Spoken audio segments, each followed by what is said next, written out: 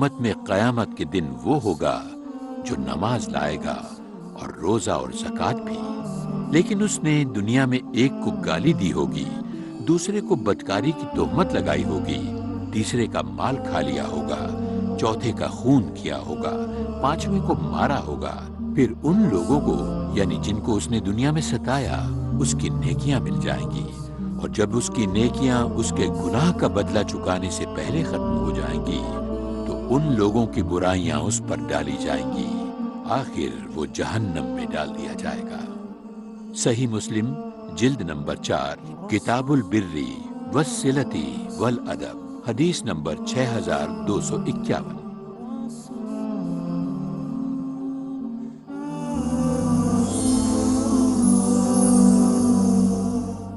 In the field of astronomy, a few decades earlier, in the 1970s, there were a group of scientists who described how the universe came into existence, for which they got the Nobel Prize. This they called as the Big Bang. And these scientists said that initially our universe was one primary nebula.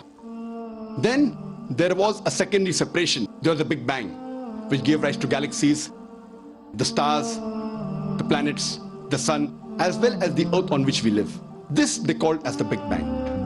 This, what the scientists discovered about 40 years back, is mentioned in the Quran 1400 years ago, in Surah Anbiya, chapter number 21, verse number 30, where it says, Avalam yaral lazina kafaru.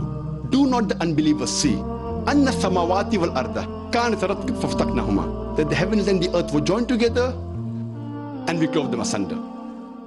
This Big Bang, which the scientists discovered recently, is mentioned in the Quran 1400 years ago. Previously, we human beings, we thought that the world was flat. It was in 1577 when Sir Francis Drake sailed around the earth that he first time proved that the earth on which we live, it is spherical in shape. The Quran mentions 1400 years ago in Surah Naziyat, chapter number 79, verse number 30. And thereafter we have made the earth egg-shaped. One of the meaning of daha is an expanse, and the earth is an expanse. The other meaning is derived from the Arabic word duya, which means an egg. And today we know the earth is not completely round like a ball. It is flattened from the pole. It is geospherical in shape. And if we analyze, the Arabic word dahaha doesn't refer to a normal egg. It specifically refers to the egg of an ostrich. And if we analyze, the egg of an ostrich is too geospherical in shape. Imagine, the glorious Quran 1400 years ago says that the earth is geospherical in shape. Previously we thought that the light of the moon was its own light. Recently we have come to know that the light of the moon is not its own light, but it is a reflected and borrowed light. The Quran says in Surah Furqan, chapter number 25, verse number 61, Blessed is he who has placed the constellation in the sky and placed therein sun, a lamp having its own light, and moon having borrowed or reflected light. So the Quran describes the moonlight as borrowed or reflected, which we came to know recently in science. Recently in science means 50 years back, 100 years back, 200 years back. When I was in school, I passed my school in 1982, or 29 years back. There I'd learned in science that the sun, though it revolves, it does not rotate about its own axis. But the Quran mentions in Surah Anbiya, chapter number 21, verse number 33, Huwa allazi khalaqal layla wan nahara. It is he who has created the night and the day. Wa shamsa wal qamar, the sun and the moon. Kullun fi falki yasbahun, each one traveling in orbit with its own motion. The Quran says the sun and the moon, besides revolving, it also rotates about its own axis. And today, recently, a few decades earlier, science has come to know that the sun rotates and takes about 25 days to complete one rotation, which has been incorporated in most of the school textbooks throughout the world.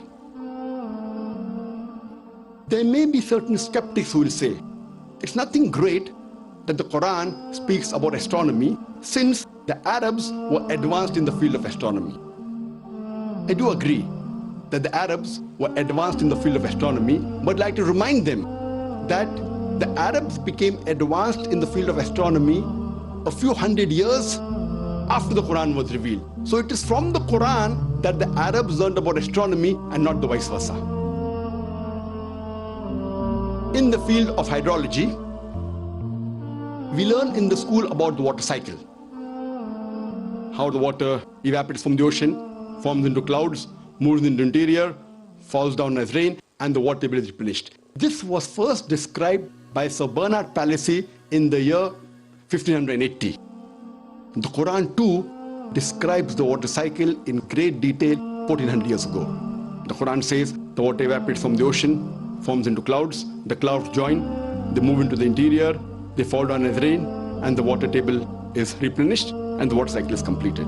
The Quran speaks about the water cycle in great detail in several places. In Surah Az-Zumur, chapter number 39, verse number 21. In Surah Rum, chapter number 30, verse number 24. In Surah Mu'minun, chapter number 23, verse number 18. In Surah Hijr, chapter number 15, verse number 22. In Surah Nur, chapter number 24, verse number 43. In Surah Araf, chapter number 7, verse number 57. In Surah Rad, chapter number 13, verse number 17. In Surah Furqan, chapter number 25, verse number 48 and 49. In Surah Fatir, chapter 35, verse number 9. In Surah Yasin, chapter number 36, verse number 34. In Surah Jasha, chapter number 45, verse number 5. In Surah Qaf, chapter number 50, verse number 8 and 9. In Surah Waqia, chapter number 56, verse number 68 to 70. In Surah Mulk, chapter 67, verse number 30. In Surah Tariq, chapter number 86, verse number 11. I can go on and on giving references only in the Quran of the several verses which speak about the water cycle in great detail. In the field of oceanography, there's a verse in the Quran, in Surah Furqan, chapter number 25, verse number 53, which says that He has let two bodies of flowing water, one sweet and palatable, and the other salty and bitter. Though they meet, they do not mix. There is a barrier which is forbidden to be trespassed. Previously, we human beings knew that there are two types of water, sweet and salty.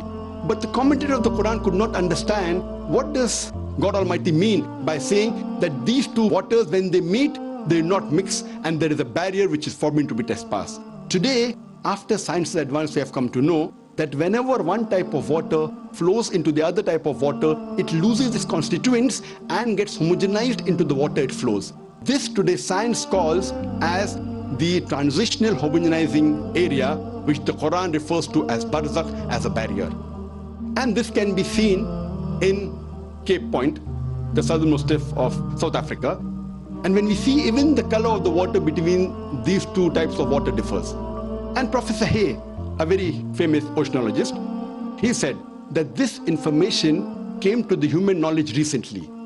This book, the Quran, it's difficult to explain how does it mention 14 years ago. In the field of biology, the Quran says in Surah Anbiya, chapter number 21, verse number 30, that we have created every living thing from water. Will you not then believe?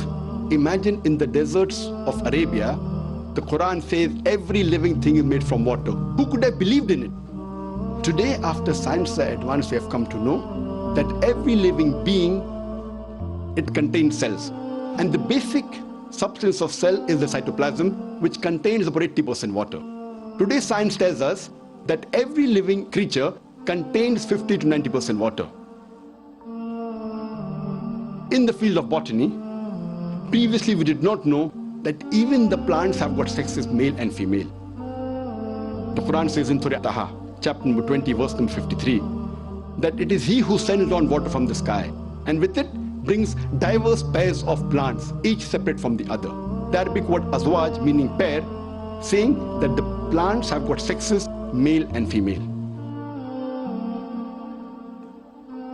In the field of zoology, the Quran says in Surah Anam, chapter number 6, verse number 38, it is He who has made every animal that walks on the earth and every bird that flies in the air to live in communities like the human beings. Today science agrees that even the animals and the birds live in communities like the human beings, which was not known earlier. The Quran speaks about the lifestyle of the bee in Surah Nahl, chapter number 16, verse number 68 and 69. The Quran speaks about the lifestyle of the spider in Surah Ankabut, chapter number 29, verse number 41. The Quran speaks about the lifestyle and the communication of ants in Surah Namal, chapter number 27, verse number 17 and 18. In the field of medicine, The Quran says in Surah Nahl, chapter number 16, verse 68 and 69, that from the belly of the bee, we give you a drink of varying colors in which there is healing for mankind. It is recently we have come to know that the honey that we have is obtained from the belly of the bee. And today science agrees that there are mild antiseptic properties in honey, and it is even a healing for mankind. In the field of physiology, the Quran describes the blood circulation and the production of milk in a nutshell in Surah Nahl, chapter 16, verse number 66. 600 years after the Quran was revealed, Ibn Nafis, he made it known to the world about the production of milk and blood circulation. 400 years later, that is 1,000 years after the Quran was revealed, William Harvey